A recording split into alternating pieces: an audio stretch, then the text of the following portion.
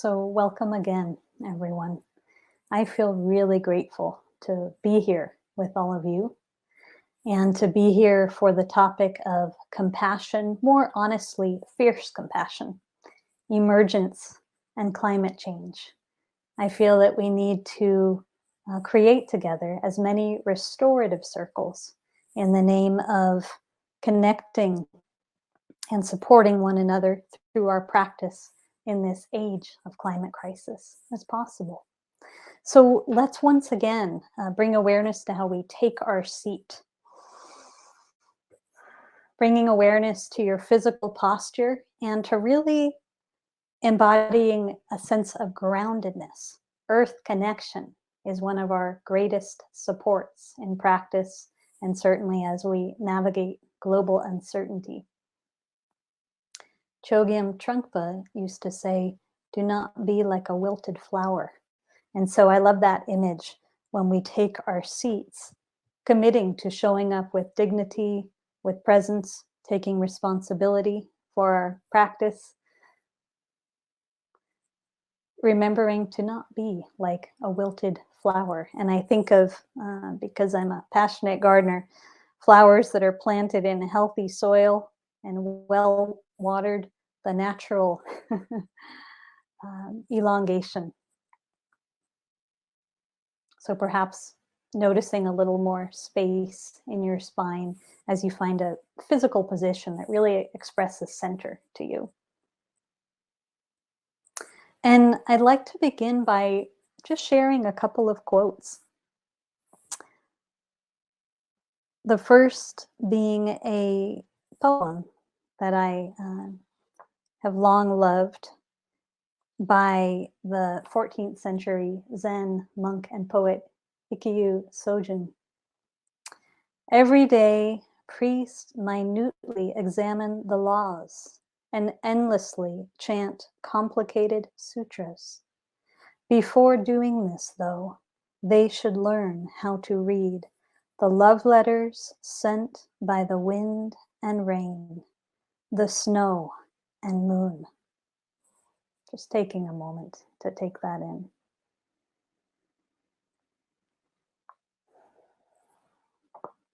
And the second is simply a statement of truth by Paul Stamets. We are not an individual. We are a vast network of molecules, energies, vibrations. The interconnectedness of being is who we are. And so I love both of those quotes as reminders of why we practice. I frame today's teaching as eco-Dharma, but just to be very clear, I consider all Dharma eco-Dharma. We have a very strong tendency toward anthropocentrism in our modern world, which some of you may have noticed. And so this can even trickle down into our spiritual practice sometimes. But our earth connection, the Gaia consciousness, which reminds us of our interbeing with all of life. This is why we practice, and this is the truth of our practice, yeah? So as I shared at the very beginning, I really want to frame today's teaching in gratitude. And there are a few, I would say, orientations that are really, really helpful as we embark on any conversation about the climate crisis and practice. And so first, I just want you to close your eyes for a moment and just reflect on where you are regarding climate change, how it has been even this summer to witness globally more intense hurricanes, flooding, fires, displacement of peoples than we have seen all at once. So this acceleration of climate change that I know has been such a sobering and tender experience for so many of us.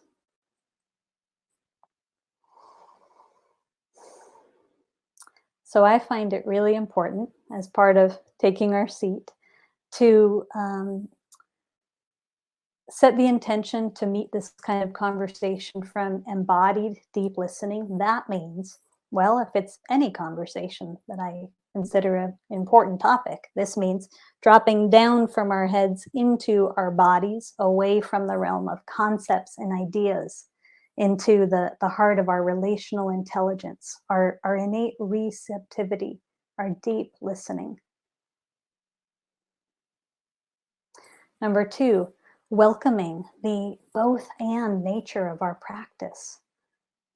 In other words, that we are not here to reach for conclusions, but to explore possibility together.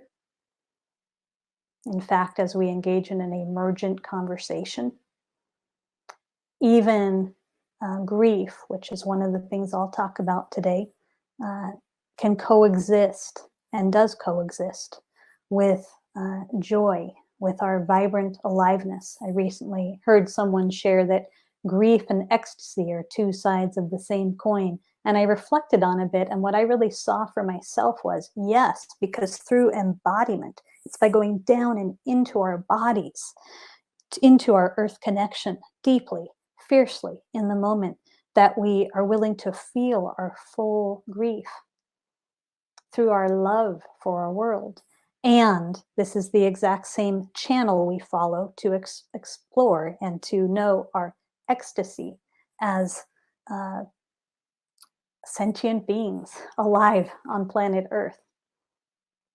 And when we numb out one, we numb out the other. So, two sides of the same coin. Also, that through this both and approach, we can, through our practice, know the value and the vital importance of acceptance, learning how to be sober and accept what is unfolding, while at the same time, side by side, stepping more fully into compassionate action. What is appropriate response? What are the actions from my heart that I can be taking to serve life in this time, at the same time as acceptance helps me to take my seat more fully in my willingness to serve. Yeah. And so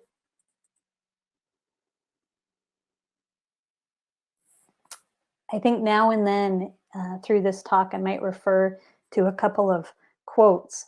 I recently finished writing a new book, and I'm feeling really touched and grateful to be at that moment in the process, finished.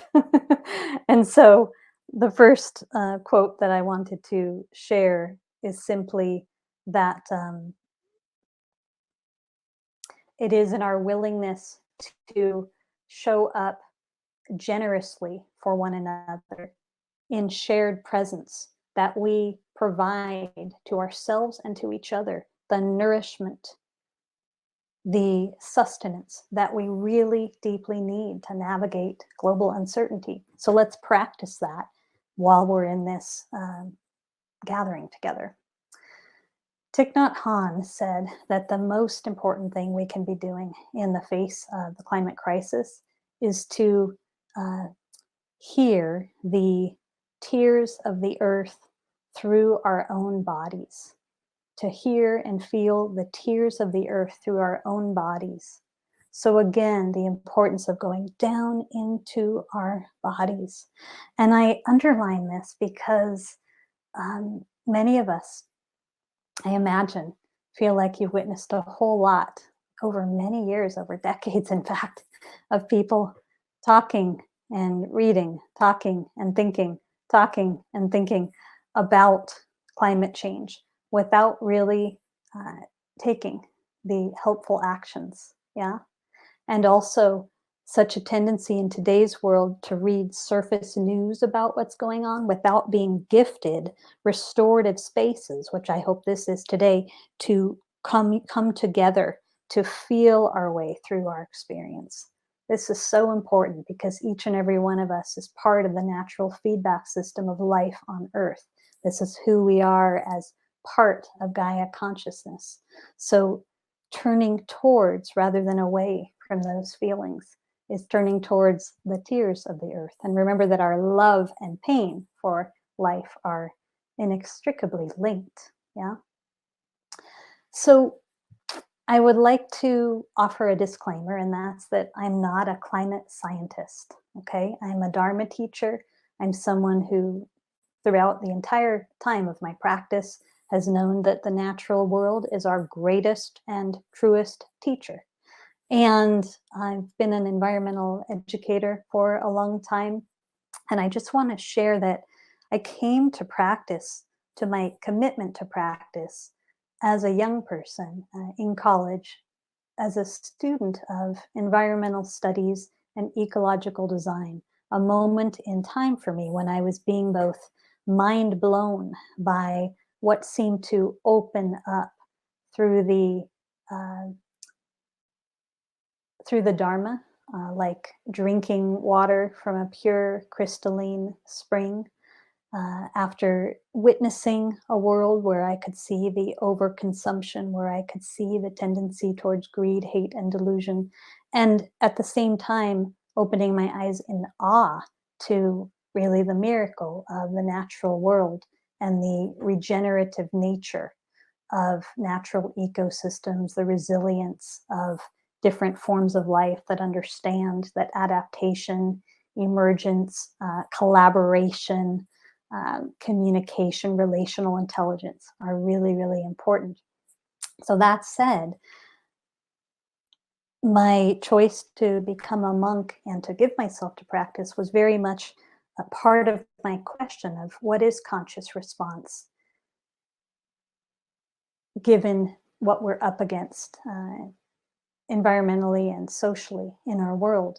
And yet, for a long time, I think I was seeing through kind of an orientation that I've heard many colleagues, both Dharma colleagues and colleagues in the environmental field, name as kind of an assumption that if we could open humanity's eyes, open humanity's consciousness a little more fully, then things can change. People would obviously get on board to being of service in ways that we need to be, given what we're up against. And really, really has been humbling to come to a point of realizing a number of years ago, I think that assumption uh, was a bit false, and that the forces we're up against regarding global corporate capitalism, globalization are simply too strong. So I now believe that we need to be asking new questions and that we have a lot to learn and to be fortified by through strengthening aspects of our practice, which I want to talk about today, and through the teachings of emergence. So think of the climate crisis like a tree with many branches. Today, we're going to focus on the trunk, which is compassion, what we are facing, which is something none of our ancestors have faced, even if they witnessed the decimation of entire peoples through, for instance, genocide. Never before was there the possibility of decimation of our species and the witnessing already the loss of so many other species, ecosystems, forms of life. And so we're also going to focus on the nature of the tree itself, which is emergence. But I just want to name for people who want to go deeper that there are many other branches that are equally valuable to explore. For instance, the connection between climate crisis and trauma, the connection between climate crisis and white supremacy, of course, our whole history of extraction and colonialism. Kriti Kenko, who is a dear friend, Dharma teacher, and climate scientist, says brilliantly, I think, that climate crisis stems from white supremacy stems from the root of trauma. And so there's so many areas for us to explore.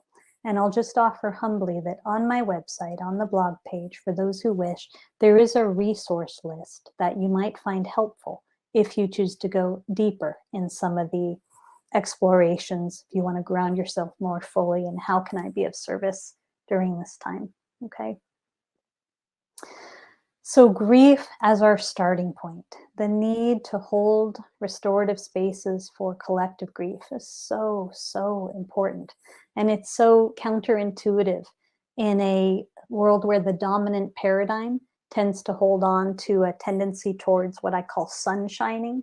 We're going to try to keep it light and get to the light, even in the ways we approach enlightenment sometimes, while trying to avoid the dark or trying to avoid our discomfort. Realizing that what we're facing now through global uncertainty really is a great teacher of discomfort resiliency, the need to turn towards what we deem dark to access our inner strength or light. Yeah. And as we grieve, as we really allow spaces to do this together, to feel our feelings for what is unfolding and for the loss we've already witnessed, this is how we directly access more of a fierce compassion, more of a fierce compassion. So just reflect for a moment in your own being, in your own life, your understanding or your connection to fierce compassion. Perhaps how through your practice, your personal journey, you've been asked to meet with, over time, an unrelenting love, that which you used to turn away from, or ways which you've been asked to develop a compassionate self-discipline, even around your uh, daily practice that has become quite fierce. In other words, quite resilient, quite tenacious, because that's required. Sometimes compassion is really, really gentle. And you all know this. Sometimes it's as simple as meeting what is with the energy of acceptance, with the counterintuitive embrace of soft welcome. A tremendous healing occurs, or meeting another through listening and being a presence at their side through their suffering. Sometimes compassion is fierce, and this means that, as an example, the energy that we feel in both our grief and at times outrage, which I'll talk about in a moment, about what's happening in our world, uh, gets used as a fuel, in a sense, transmuted, brought fully into our hearts when we don't turn away from those more primal emotions and energy. We don't become them and act out of them, but we instead, through practice, get to step back and turn towards and bring into our hearts energies that end up giving us even more willingness to set boundaries between what is true and what is not. That means boundaries with the conditioned mind itself. We each become a spiritual warrior in practice for truth versus the stories of the conditioned mind. Okay. Equally with collective conditioning and the stories of collective conditioning. There might be another quote that I want to read. And I think instead I'll just say it in this moment. It's that we have to have so much compassion for ourselves being in this place that we are as a collective, because the fish does not always see the water in which it swims. And even if it is the heart's imperative to go beyond the limitations, the stories, the long passed down legacies of greed, hate, and delusion, even if it is the heart's imperative, okay, to see clearly, the intersubjective nature of the conditioned mind makes it so we often tend to believe that which is not real. But our neighbors are believing it, our relatives are believing it, our ancestors believed it and passed it down, such that, for instance, the myth of separation, the myth that we are separate from one another, from the natural world, the tendency to see life through hierarchical perception rather than seeing clearly what is, which our practice invites us into. We assume this is the natural order of things sometimes, yeah? So we want to have a lot of compassion for ourselves, remembering the intersubjective nature of conditioning. Okay? Pause and consider this. In today's world, many people tend to react to the state of the world with a handful of limited responses. So just look within as I name these and see if you found yourself in any of these places ever. Finger pointing righteousness. It's their fault. It's the fault of big business. Okay, this finger pointing righteousness. Paralyzing despair. There is nothing I can do. I am contracted in my despair. A doom and gloom approach, which I find it fascinating when we look around and we see that doom and gloom approach focused on Armageddon, even played out so often in Hollywood, in the cinema, in our entertainment, in the stories we create and imagine collectively. Another limited approach is business as usual. You know what? That's just too big a topic. Not going to go there. Let's just keep it to business as usual. Everything's fine. Or even a Pollyanna approach. Love will pave the way. So nothing for me to look at. Okay. And I encourage us to just consider how easy it can be to go into some of those more surface responses. But the invitation of our practice and the gift of our practice is really positioning us to listen to the deeper undercurrents of what's happening right now, letting ourselves be both sobered and called into more of a wakeful, compassionate response. Okay. So this is in part important because a lot of energy gets lost. A lot of our life force gets taken by those reactions, reactive reactions, reactive responses. And I think many of you, like me, have seen, for instance, in the past couple years of the coronavirus, a level of both reactivity and divisiveness that we can see is really unhelpful. It's not nourishing to the collective human spirit. It's really disheartening. It's caused a tear in the fabric of human relationship. So the tools we have from our practice become even more invaluable to point us to a groundedness and relational intelligence. Yeah. So grieving first, this is the first step and the most important step, which opens up our fierce compassion, which begins to free up energy. And it's like that which we've been turning away from instead becomes compost and nutrient to give back to the soil to help us live in a more regenerative way now and to help us regenerate as we navigate something so mind-blowingly sobering. Okay. Emergence is the next helpful teacher. And emergence is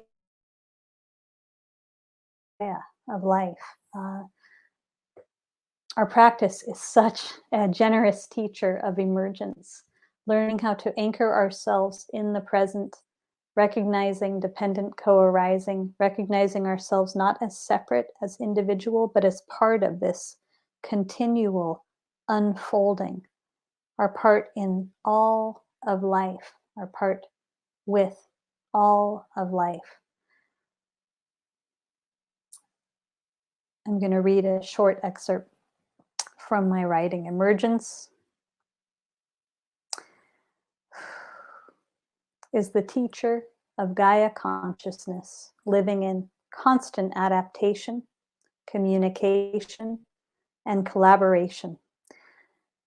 Consider that 3.7 million years ago, molecules of carbon and oxygen organized themselves into living cells, creating the first living entities of biological life.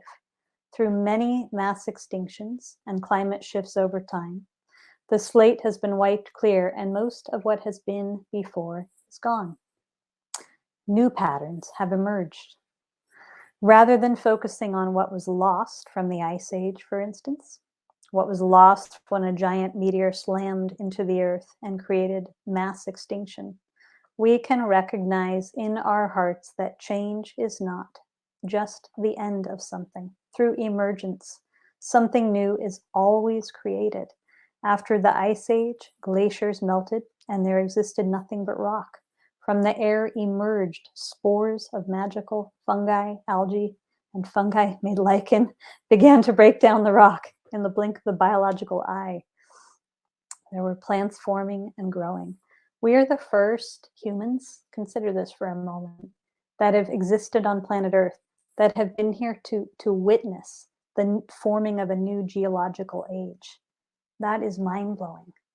And so, alongside our grief, alongside the grief that we feel for that which feels overwhelming, for that which has been in momentum for a really, really long time without humans intervening and changing course, we can also reach into our hearts and practice and access a quality of awe, reverence for the mystery, even the quality of beginner's mind, which positions us to remember wonder as a source of wisdom. Not turning to awe to bypass what is ours to take responsibility for now, and the both and nature of acceptance and action. Both. We can live in both. But I take great heart when I allow myself as a living being to remember emergence and to understand that there's an opportunity right now to learn how to relate with the mystery itself in a way that I feel humans have allowed to be usurped by a sense, a belief that we are separate, a sense that we are isolated, a sense that we can control life, a sense that the technological era is the wave of the future, can save us. That our practice, our Dharma practice itself, invites us to learn to meet the mystery with absolute reverence rather than fear, and to remember the stillness itself that positions us not in concept, but experientially to reconnect with the reverence for emergence and the humility about our place in that. So just pause and consider what this stirs in you, what this brings forth in you. For me, when I anchor in emergence and fierce compassion and grief as my tripod, we might say, this really frees up a whole lot of energy. That instead of that going to fear, instead of that going to, but why? Well, we know well why. We could have an hour conversation right now about how we got here. But it allows us to actually take more of a passionate responsibility for what it means to be alive in this moment in time. I believe our practice prepares us for this. I believe we were made for these times, and that these times call forth everything that we've got. Not that which we don't have, that which we innately are, and our practice reveals for us. This is what I'm pointing to. So,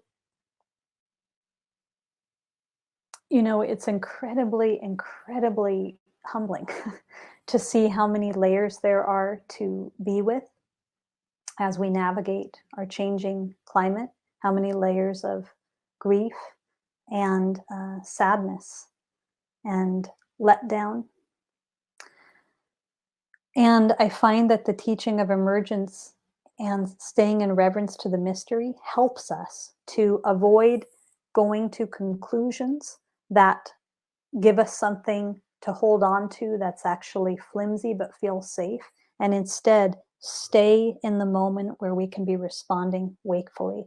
There are so many actions, compassionate actions to be taking in this time, both to support those who are being impacted most directly, and of course, because of the relationship between climate and race inequity, it's often going to be populations of color who are impacted the worst.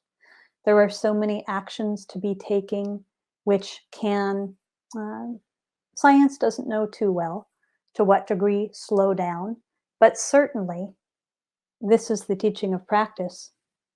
Is our motivation towards a specific outcome, or is our motivation because this is who we are to each moment make the choice that serves life, that serves life? So, all of the courageous movements going on right now towards regenerative agriculture, towards creative ways to slow down carbon emissions, towards supporting, for instance, in the United States, there's a wonderful Indigenous environmental network that uh, takes direct actions against the pipeline that some of you might know about that would certainly add to climate change tenfold. The courageous actions of the species rebellion movement. I could go on, but I'm just reminding us that in addition to our relational intelligence, in addition to our choice to meet this from the heart of openness and wisdom, there are equally actions we can each take which disrupt a paralyzing despair. Yeah.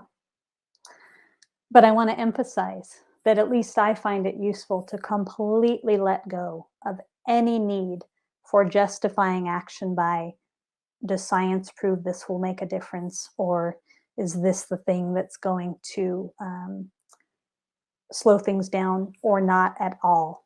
From my heart of hearts, who cares? Because from my heart of hearts, it's about who we are as human beings.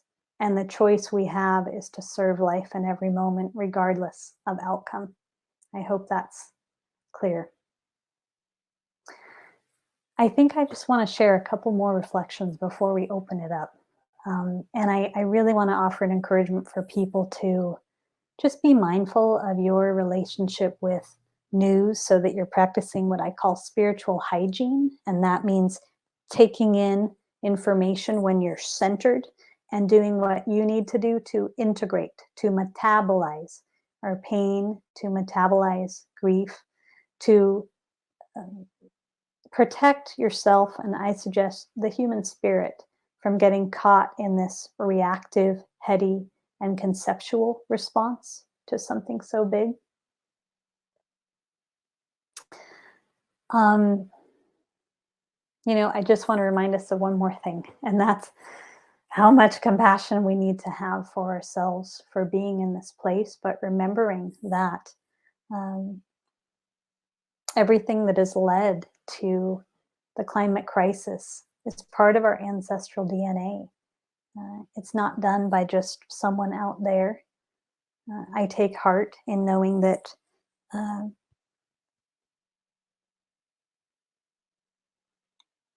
that as a human being, I hold uh, part responsibility for where we are, and that allows me again to take my seat in honest and conscious response rather than taking the seat of victimization.